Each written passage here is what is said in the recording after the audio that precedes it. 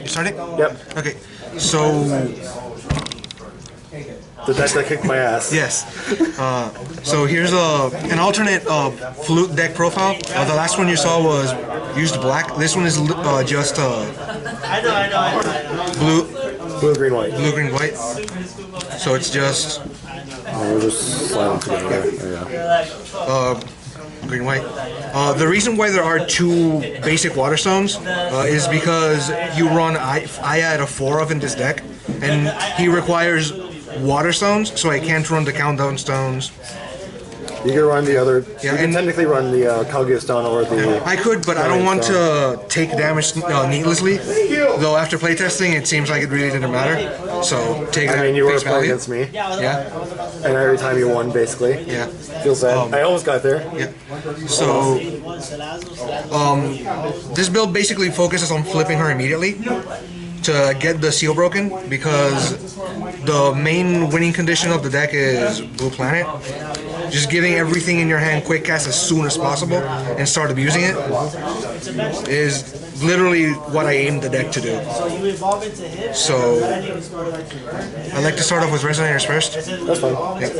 So, I do the same. yep. So you have the 4 Flute Dragons. So you can play him if you're going second, tap him for stone.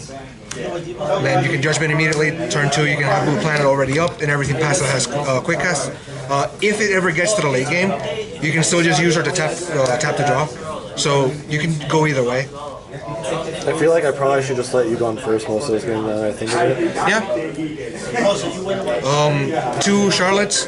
Charlotte only hits like 3 spells in the deck, really. But you do run 2 Viola's Volition in the deck, and she basically makes it free for herself. And you do run a sizable Will of Hopes in the deck. So. Or all other Will of Hopes, remember that? Yeah. The only Will of Despair you actually run is Luna. For the Truth of Time, Ancient Knowledge, and Rising from the Depths, all are ancient magics. And having at least Rising from the Depths on quick cast is really nice. So that's what she's there for. Let me just set these aside.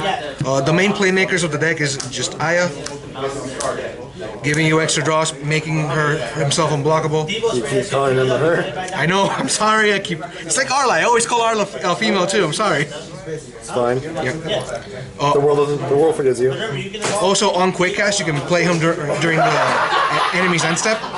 Then on your turn, he's already there. He can already attack.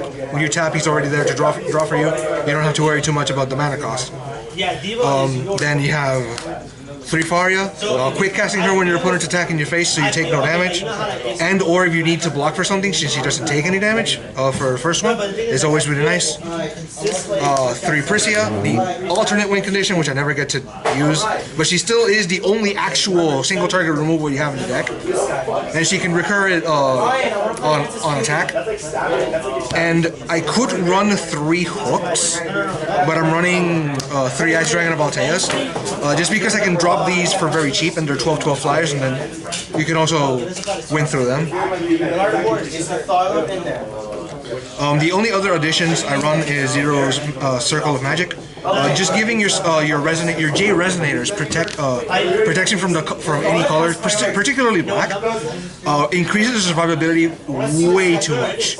And, you know, if they can't answer your minions, and your minions are usually big, then there.